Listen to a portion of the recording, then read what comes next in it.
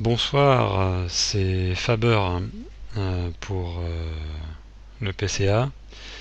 Alors, c'est une vidéo euh,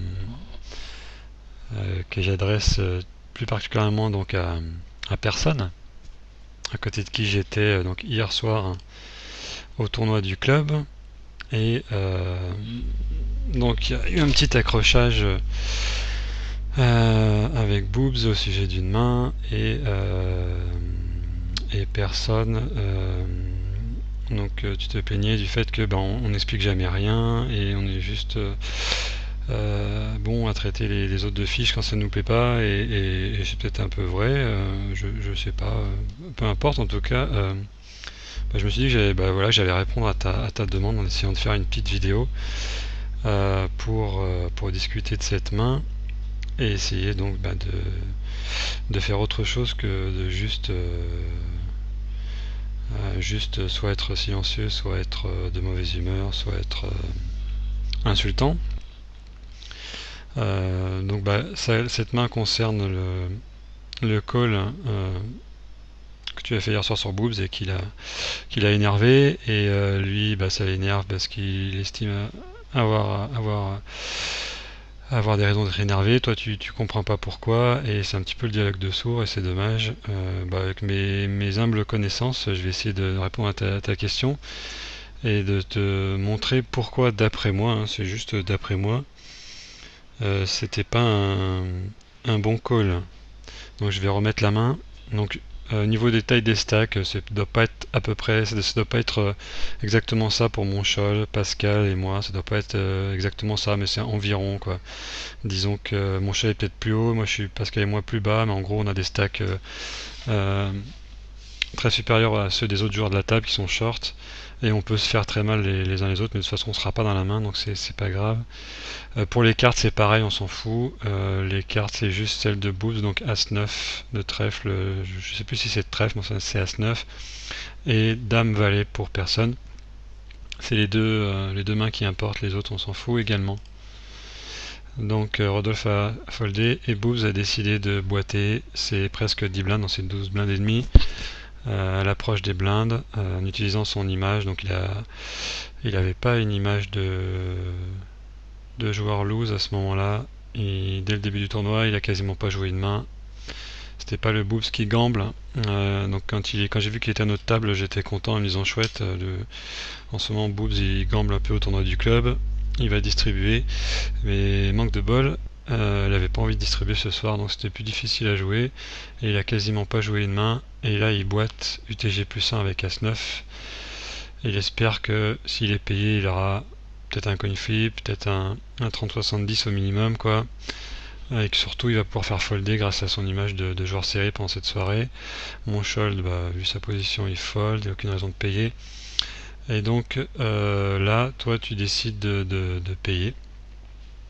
Et tu vas toucher une dame river et tu vas gagner le coup. Alors, pourquoi, à mon humble avis, le call est moyen c'est-à-dire que si, alors on va prendre un petit logiciel qui s'appelle PokerStove, que tu connais peut-être pas, qui est bien pratique, dans laquelle on peut mettre les mains des joueurs et voir quel est le pourcentage de chacun de gagner.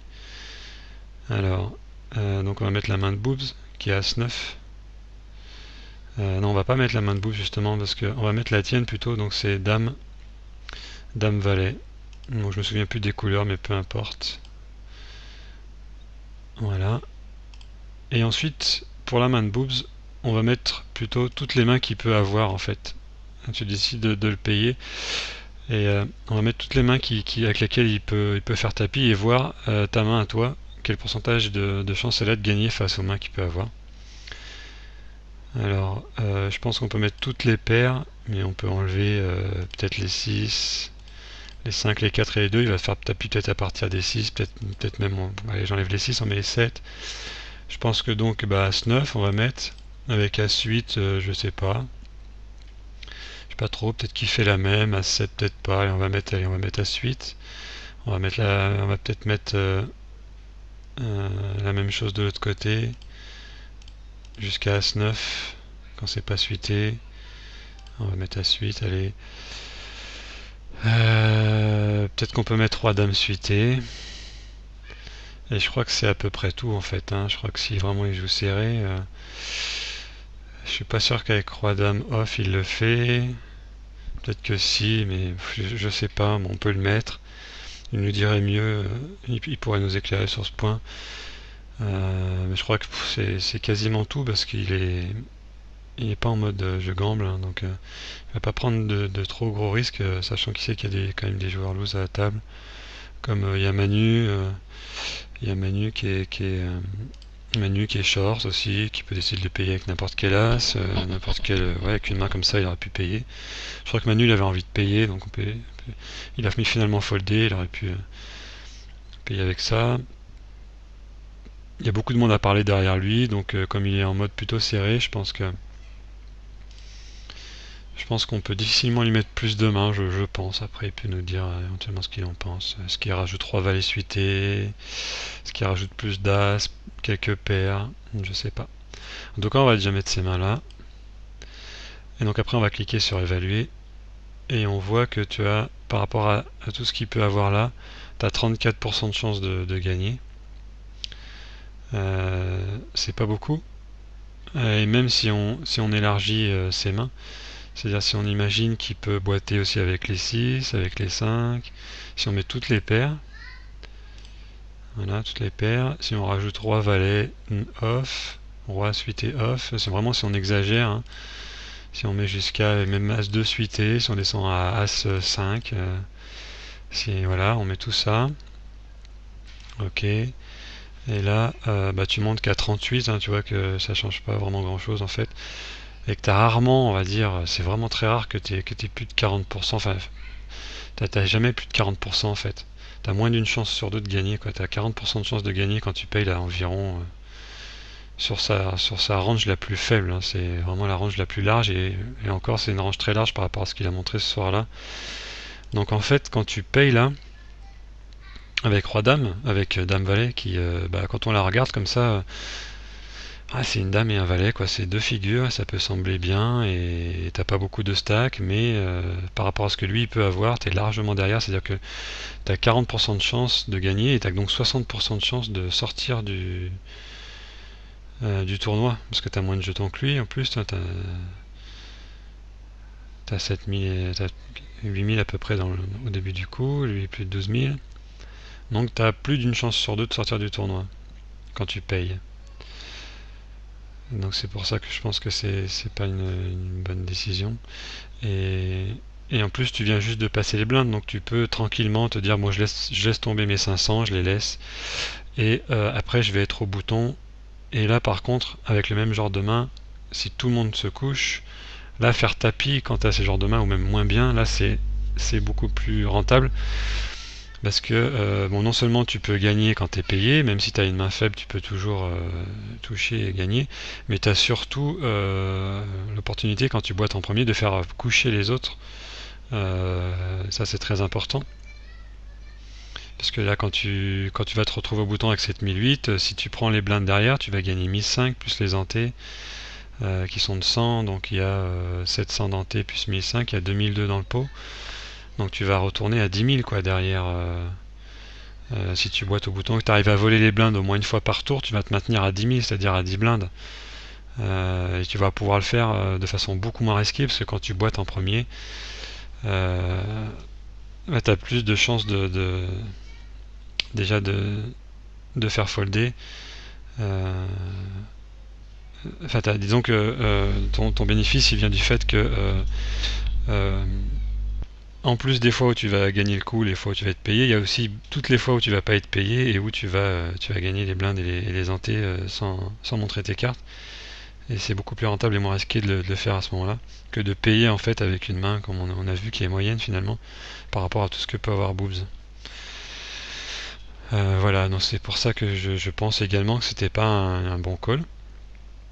Après, si Boobs avait été même si quand Boobs était en total carnaval, on peut se dire ouais, mais Boobs il aime bien être en carnaval souvent, il fait n'importe quoi entre guillemets. En ce moment, au tournoi du club, il a pas envie de jouer sérieusement. Au tournoi sur internet, on a vu que c'était pareil. Mais là, c'était différent. Depuis qu'il est arrivé à la table, moi je me suis dit, quand il est arrivé, je me suis dit chouette. Et puis au bout de 3 mains, je me suis dit, ben crotte quoi. Il joue serré, ça va être compliqué quoi. Donc ben là, vu l'image qu'il a montré, c'était pas bon. Et même s'il est en mode carnaval, hein, imaginons qu'il fait tapis on va mettre tous les rois suités vraiment. On va mettre tous les Broadway, c'est-à-dire toutes les combinaisons de cartes qui font des quintes à l'as, tous les as. Hein, on a rajouté déjà pas mal de mains. On fait OK, et là on met, et voilà, et même comme ça, t'as que 40%, quoi. Même s'il est en soirée carnaval, t'as que 40%. Derrière, voilà, il fait tapis avec 9-7 parce que c'est sa PH. Il fait tapis avec J2 parce que c'est la PH de Montchol. Il fait tapis avec Dame 9 parce que c'est la mienne. Je sais pas, voilà. Même comme ça, en rajoutant encore et encore, on voit que là t'as 44. On monte pas bien, ou là t'as toujours moins d'une chance sur deux de gagner, et pourtant il a fait tapis avec plein de mains là. Après on peut même rajouter toutes les cartes suitées, toutes les cartes hein, qui sont de la même couleur. Quand on met ça, moi je pense que ça doit monter pas mal. Même comme ça, t'as que une chance sur deux de gagner quoi. Ce qui est pas énorme, hein. Je répète encore, même s'il est en total carnaval, t'as qu'une chance sur deux, et c'est dommage de risquer son tournoi avec une chance sur deux quand tu sais que tu as passé les blindes et que derrière tu vas peut-être pouvoir voler et tu vas avoir l'opportunité de prendre les blindes aisantées avec moins de risques et de pouvoir maintenir ton tapis à flot, quoi. T'es pas encore complètement désespéré. Donc ça peut être meilleur d'attendre et d'essayer plutôt de voler en pushant en premier que de payer. Voilà. Bon bah j'espère que mon explication aura été suffisamment claire. En tout cas, je répète, c'est que mon humble avis. Et donc personne, j'espère te lire bientôt sur le faux pour me dire ce que tu en penses.